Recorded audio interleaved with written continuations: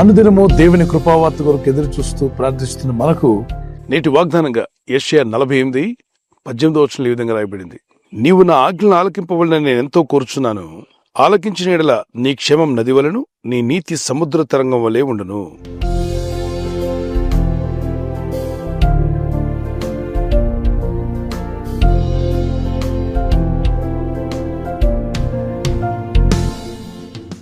నీ యొక్క క్షేమస్థితి నది వలె ఉంటుంది. నది ప్రశాంతంగా ప్రవహిస్తుంది. మీరు చూస్తున్నారు నదిని. ఒక నది ఏ విధంగా ప్రశాంతంగా ప్రవహిస్తూ ఉంటుందో అలాగే మీ క్షేమము నది వలె చేస్తాను అన్నాడు. ఒక నది కనిపిస్తే నదికి ఇరువైపులా పట్టణాలు, గ్రామాలు కనిపిస్తూ ఉంటాయి. పురాతన కాలంలో నదీ ప్రవాహ ప్రాంతంలోనే ఎక్కువగా నివాసాలు కట్టుకునేవారు. గ్రామాలు కావచ్చు, పట్టణాలు కావచ్చు, నిర్మించుకున్నవన్నీ కూడా నదీ ప్రవాహ ప్రాంతంలోనే కడుతూ ఉంటారు. నైలు నది గురించి మనం ఆలోచన చేస్తే ఐగుప్తులో ఉంటుంది. ఐగుప్తులో ఉన్న అన్ని పట్టణాలు, అన్ని గ్రామాలు ఆ నైలు నది తీర ప్రాంతంలోనే కట్టుకున్నారు. ఒక నది ప్రవహిస్తుందంటే నదికి ఇరువైపులా పంట పొలాలు, అద్భుతంగా సస్యశ్యామలం కనిపిస్తుంది. మరి మీ క్షేమము నది వలె ఉంటుంది. మన బ్రతుకులు క్షేమంగా ఉండాలని దేవుడు కోరుచున్నాడు. ఆశీర్వదించబడిన వారుగా, దీవించబడిన వారుగా, దేవునికి మహిమ తెచ్చే ఒక మంచి సాక్షులుగా మీరు ఉండాలని ప్రభు కోరుచున్నాడు. కొంతమంది జీవితాల్లో ఎప్పుడు మేము కీడే ఎదుర్కొంటున్నాం. ఎన్ని ప్రయత్నాలు చేసినా కీడు ఎదురవుతుంది తప్ప క్షేమం లేకుండా పోతుంది, ఒక సేఫ్టీ లేకుండా పోతుంది అన్నవారు ఈ వాగ్దానం ఎత్తి ప్రార్థించండి. ఆయన అంటున్నాడు, నా ఆజ్ఞలను ఆలోకింపవాలని ఎంతో కోరుచున్నాను. అంటే ఆయన ఆజ్ఞలు మనం ఆలకిస్తే ఏం జరుగుతుంది? క్షేమంగా ఉంటారు. మీ ప్రయాణంలో క్షేమం, మీ పనిపాట్లలో కూడా క్షేమం కలిగి ఉంటారు. అన్నిటిలో సేఫ్గా ఉండే విధంగా ప్రభు మిమ్మల్ని ఆస్వాదించి, దీవించి, బలపరచగల సమర్థుడు.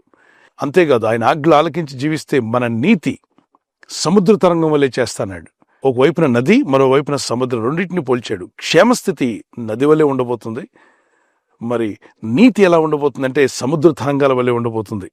సముద్ర కిరటాలు తెల్లని నురుగు ఒడ్డుకు వస్తూ ఉంటాయి. వాటిని చూసినప్పుడు ఎంతో ఆహ్లాదంగా అనిపించి ప్రజలందరూ కూడా ఆ సముద్ర కిరటాల దగ్గరికి వెళ్తూ ఉంటారు. అవి మన పాదాల దాకా వచ్చి తాకేసి వెళ్తూ ఉంటాయి. మరి సముద్ర తరంగం వలె మీ నీతిని దేవుడైన ప్రభు బయలుపరుస్తా అంటున్నాడు. దూర ప్రజలకు కూడా మీలో దేవుడు పెట్టిన నీతిని గ్రహించేలా దేవుడు చేస్తాడు.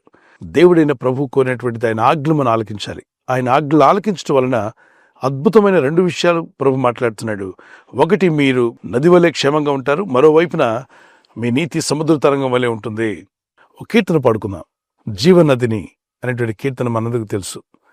క్షేమమునిచ్చేటువంటి దేవుని గణపరుస్తూ ఈ కీర్తన మాతో కూడా కలిసి పాడండి. జీవనదిని నా హృదయములో ప్రవహింపచేయుమయా,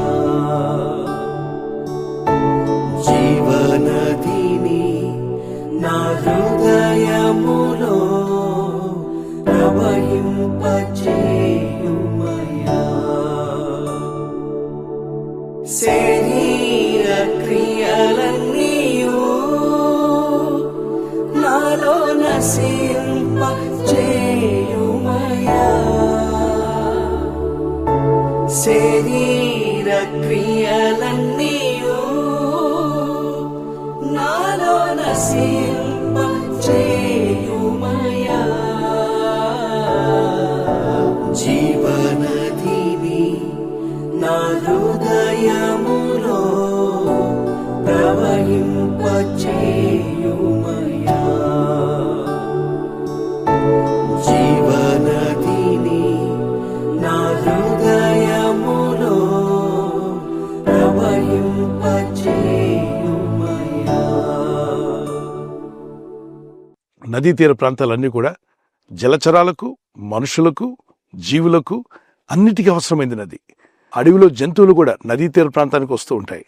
మనుషులు నదీ తీర ప్రాంతం నుండి నీరు తీసుకుని వెళ్తూ ఉంటారు. మరి ఎంతో క్షేమాన్ని కలుగు చేస్తుంది నది నీరు. దేవుని యందు భయభక్తులైన మీ జీవితం కూడా ఒక నది వలె ఉండబోతుంది. మీకు క్షేమం, మీ ద్వారా ఇతరులు కూడా క్షేమం పొందుకుంటారు. పరిశుద్ధ గ్రంథంలో భక్తులు అనేక మంది ఆనాటి నుండి ఈనాటి వరకు వారి పేర్లు ఇంకా వినబడుతున్నాయి. అందరూ వారి పేర్లు పెట్టుకుంటున్నారు. ఎందుకని? వారి క్షేమస్థితి ఎంతో అద్భుతంగా దేవుడు దీవించాడు. క్లిష్ట పరిస్థితులు, శోధనలు, ఇబ్బందులు, శ్రమలు ఎదురైనా క్షేమంగా బతుకుటకు దేవుడు కృపనిచ్చాడు.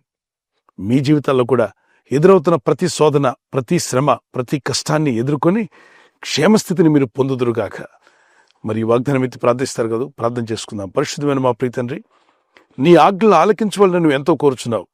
ఆలకించినట్లయితే మా క్షేమం నది వలె ఉండబోతుందని, మా నీతి సముద్ర తరంగం వలె చేయబోతున్నామని సెలవిచ్చిన మా ప్రభు, ఈరోజు ప్రార్థించి ప్రయత్నించబోతున్న శంకుస్థాపన అయిన, గృహప్రవేశమైన, ఒక బిజినెస్ ప్రారంభిస్తున్నా, ఉద్యోగ ప్రారంభానికి వెళ్తున్నా, ఒక మంచి కార్యక్రమాన్ని ప్రారంభిస్తుండగా, నేను వారి బిడ్డల వివాహం కొరకు ప్రయత్నాలు చేస్తుండగా, వారు చేస్తున్న ప్రయత్నాలు ఫలించలాగున మీ దూతలకు ఆజ్ఞాపించండి.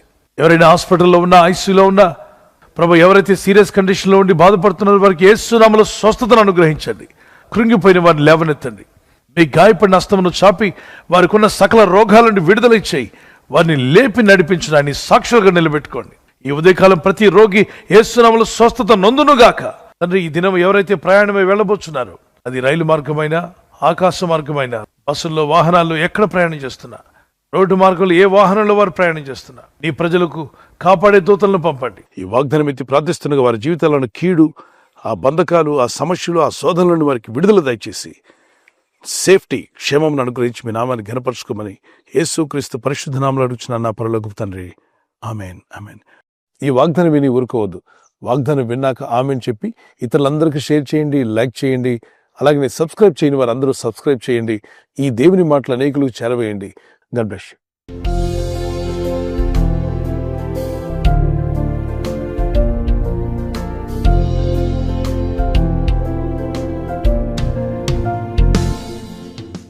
బర్త్డే జరుపుకునే వారికి మరొక వాగ్దానము. Happy birthday to you, many more returns of the day. ప్రభు మిమ్మల్ని దీవించి బలపరచును గాక. నువ్వు పైవాడుగా ఉండవు కానీ క్రిందవాడుగా ఉండవు. You will always be at the top, never at the bottom. దేవుడు నేను ఎప్పుడు పైవానిగా ఉంచాలని కోరుచున్నాడు. Not the bottom but on the top. May God bless you with this promise.